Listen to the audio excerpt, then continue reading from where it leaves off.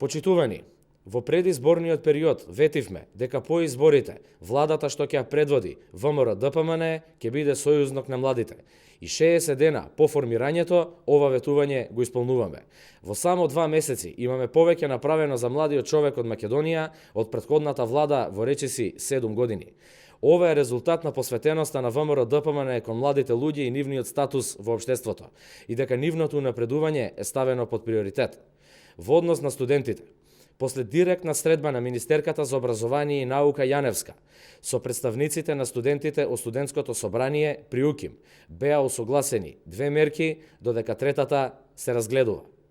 Имено, зголемен ќе биде износот на студентскиот оброк и оваа мерка нема повеќе да представува подчинување на студентите. Туку ќе биде реален износ кој ќе помага, а воедно ќе го олесни животот на студентите. Оваа мерка одсега ќе ги опфаќа и најмладите потенцијални бруцаши, кои со статус студенти би се стекнале најдоцна до 20 септември. Овие лица досега беа лишени од можноста за користење на мерката, затоа што рокот за аплицирање за оброк е до 5 септември. Се очекува повеќе од 30.000 студенти да бидат опфатени од оваа мерка.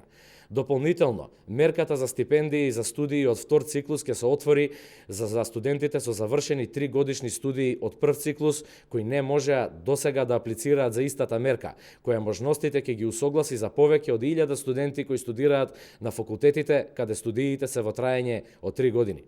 Досега гледавме како дел од најдобрите студенти во прв циклус студии се дискриминирани и дополнително поставените параметри за стипендии за втор циклус не се почитувани, а згора на тоа се злоупотребувани. Тоа го променивме и стипендиите ќе бидат строго меритократски и отворени за сите студенти да аплицираат. Од друга страна, статусот на младите специјализанти беше репрезентативен за општите состојби на здравството, а тоа им даваше на младите лекари само мотив плюс професионално да се градат надвор од границите на Македонија.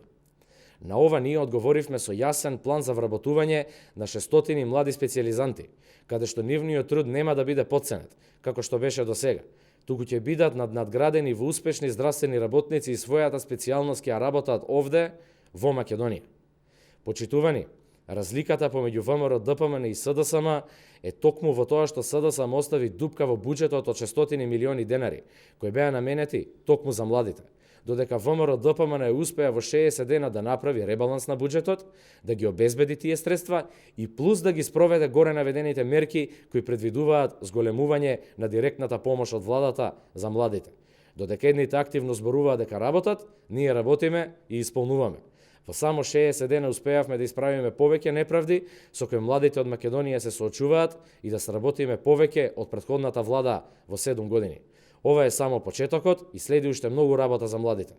Работа која на секој млад човек ќе даде поголеми можности и ќе го унапреди статусот на младите во Македонија.